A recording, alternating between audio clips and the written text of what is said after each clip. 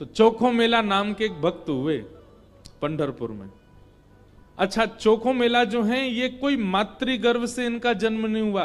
तो चोखो मेला जी जो थे, इनका जन्म कैसे हुआ? इनके माता पिता वे एक ब्राह्मण थे। तो विप्र कुल के दो दंपति दोनों नित्य एकादशी पर श्री पंडरीनाथ भगवान का दर्शन करने जाते थे। एक दिन की बात, पंडित जी के मन में आया कि हम श्री पंडरीनाथ भगवान का भोग लगाने के लिए कुछ आम ले चलें।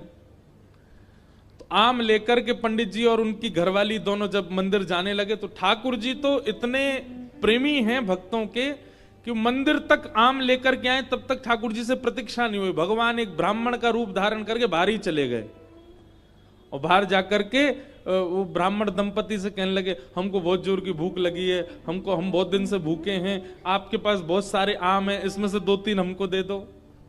तो विप्र दंपति ने सोचा कोई बात नहीं, 2-3 आम इनको दे देते हैं, बाकी धो धा के फिर पंडरीनाथ जी का भोग लगा देंगे। लीजिए लीजिए भैया, आप लोग पाओ। अब जैसे ही ब्राह्मणी ने आम दिया, पंडरीनाथ भगवान जिस रूप में आए थे उस रूप में बढ़िया प्रेम से फल पाने लगे। लेकिन वो क्या करते, थोड़ी देर तो आम चूसते, पूरा आम नहीं पाते, थोड़ा सा उसमें छोड़ देते और फिर ब्राह्मणी की गोद में ही डाल देते। और महाराज आधे आधे आम चौंकें और चौंक करके उनकी गोद में डालते जाएं। बेचारे ब्राह्मण देवता दंपति एक दूसरे को देखने लगे, बोले कि ये क्या कर रहे हैं? बोले कोई बात नहीं।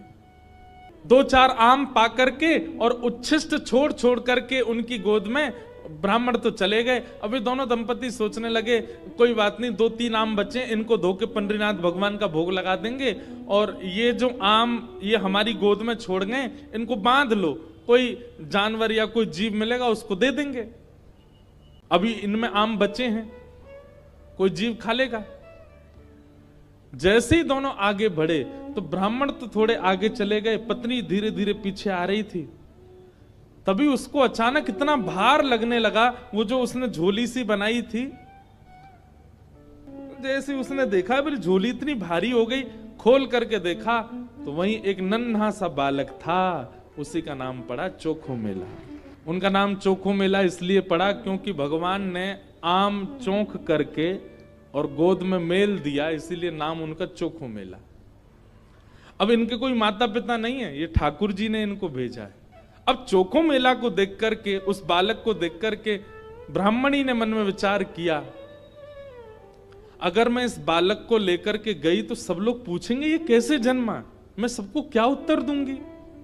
मेरी बात कोई नहीं मानेगा कि झोली में अपने आप आ गया।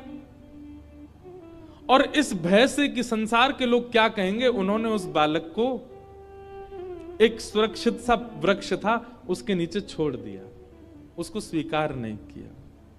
तभी कुछ चर्मकार वहां से निकल रहे थे, उनमें से एक की दृष्टि पड़ी और उस रोते हुए बालक को देख करके उन्होंने उसको स्वीकार किया और भगवत प्रसाद मान करके एक चर्मकार परिवार ने चोखो मेला जी का पालन पोषण किया। धीरे धीरे वो बड़े हुए। अब क्योंकि उनके माता पिता चर्मकार परिवार के हैं, इसलिए कई जगह उनको मंदिर में जाने से रोक दिया जाता। पर ठाकुर जी तो किसी की जात पात नहीं देखते ना, ठाकुर जी तो सबसे प्रेम करते हैं। चोखो मेला जी अपने पिता के साथ में खेती बाड़ी करते थे। एक दिन खेती करते करते उनके मन में आया, इतने सुंदर सुंदर फल, इतने सुंदर सुंदर सब्जियां हुई हैं, मैं क्यों ना इन फलों को पंडरीनाथ भगवान का भोग लगाने ले जाऊं। तो उन्होंने क्या किया, एक केले के वृक्ष से खूब सारे केले ले लिए और एक झोला में बांध करके चल दिए। पंढरपुर से 12 किलोमीटर दूर उनका गांव था। जैसे ही पहुंचे पंढरपुर, इतने आनंद में भर गए कि उन्होंने विचार ही नहीं किया। बहुत लोगों ने रोकने का प्रयास किया कि इनको मंदिर में ना घुसने दिया जाए, ये अधिकारी नहीं है, लेकिन वो तो इतने भाव में आ गए कि वो घुसते ही चले गए।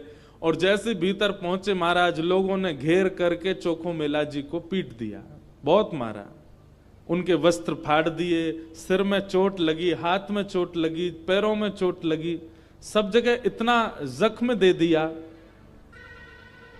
चोखो मेला जी रोते रोते वापस आ गए। पंडरीनाथ भगवान को भोग नहीं लगा पाए। शाम का समय चोखो मेला जी अपने सब घावों को, जहां जहां से रक्त निकल रहा था, साफ कर रहे थे और गुस्सा कर रहे थे। बोले अब नहीं आऊंगा आपके पास। बैठ गए हो, ईंट के ऊपर खड़े हो गए हो, इतने सारे अपने आगे जो है धर्म शास्त्र के मर्मज्ञ लगा दिए हैं, वे सब जात पात देख करके दर्शन कराते हैं। खड़े रहो, बने रहो महाराज अपने रूप में, हम तो नहीं आएंगे आपका। अरे कुछ करने थोड़ी आया था, कुछ मांगने थोड़ी आया था, अपने खेत के बढ़िया फल लेकर के आपका भोग लगाने आया था। इतने में ही श्याम सुंदर पीतांबरी पहने चलते हुए चोखो मेला के पास प्रत्यक्ष प्रकट होके आ गए और चोखो मेला के पास आकर के गले में गलवैयां डाल करके बैठ गए। ए चोखा, नाम ही भगवान उसको चोखा बोलते। ए चोखा, तू इतना उदास क्यों हो रहा है? बोले उदास? इतना पिटवाया हमको, हाथ पांव सब तोड़ ताड़ दिए हमारे, और अब मेरे घर आ गए हो, मेरे गले में गलवैयां डाल करके बैठे हो। ये सब लीला क्यों करते हो आप? वहां क्यों नहीं रोका आपने सब पुजारियों को, पंडाओं को, ये सब ब्राह्मणों को? ठाकुर जी बोले देख चोखा, वे सब मुझे पूजते तो हैं, मेरी सेवा तो करते हैं, पर मुझको पाषाण मानते हैं, मुझको मूर्ति ही मानते हैं। और जो मुझे पाषाण मानता ना, उनके लिए मैं पाषाण ही रहता हूं। उनके लिए ना मैं बोलता हूं, ना मैं हंसता हूं, मैं बस एक टक खड़ा रहता हूं, ना मैं खाता हूं, ना मैं पीता, कुछ नहीं। तू तो मुझे पाषाण नहीं मानता ना, तू तो मुझे साक्षात ठाकुर जी मानता है। इसीलिए तो अपने अपने अपने बगीचे के फल लेकर के मेरे पास आया। वहां बहुसंख्यक पाषाण मानने वाले लोग हैं, इसलिए मैं उनके सामने बोला नहीं। एकांत में जब तू आ गया तो मैं तेरे पास आ गया। चल चोखा, अब तू मुझे अपने आंगन के फल खिला दे। अपने हाथों से सुंदर छिलका उतार उतार करके श्री पंडरीनाथ भगवान को अपने हाथ से खिला रहा है चोखो मेला। भगवान ने 2-3 केला पाए और 2-3 केला पाने के बाद में भगवान बोले, ए चोखा सुन, अब मत खिला, अब बाकी के जितने बच्चे हैं ये सब मेरी पीतांबरी में बांध दे। चोखा बोला, वहां जाकर के पाओगे, सारे मेरे सामने ही पा लीजिए ना, आप बांध करके क्यों ले जा रहे हो, यहीं प्रेम से पालो। पंडरीनाथ भगवान बोले, अरे मैंने अपना तो पा लिया, ये बाकी के तो मैं पंढरपुर में रुक्मणी जी बैठी हैं, वो भी भूखी हैं, उनके लिए ले जा रहा हूं, उनको जाके मैं पवा दूंगा।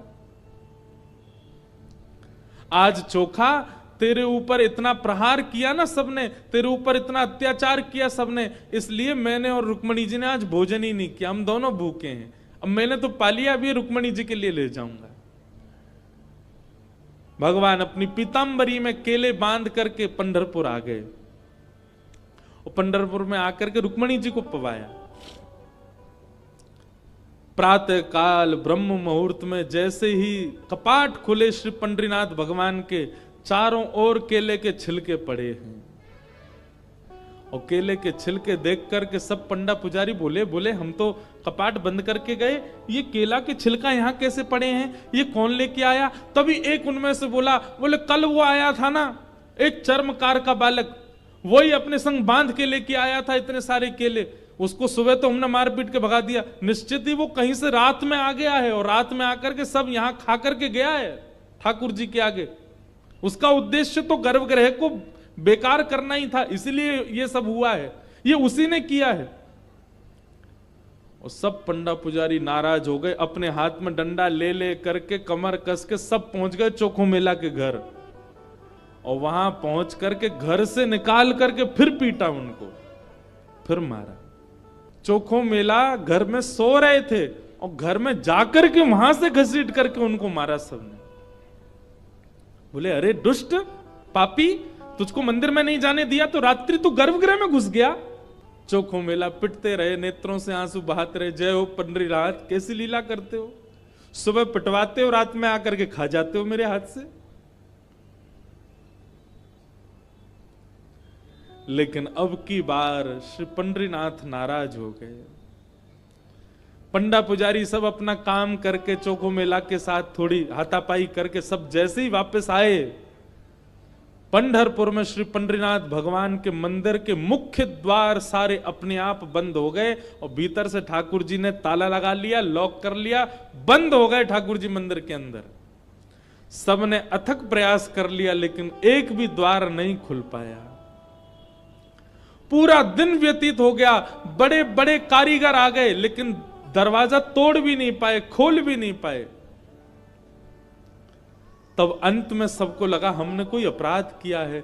चारों ओर पंडा पुजारी और बड़े बड़े वेदज्ञ, बड़े बड़े मनीषी सब बैठ गए, हाथ जोड़ करके पंडरीनाथ भगवान की स्तुति गाने लगे।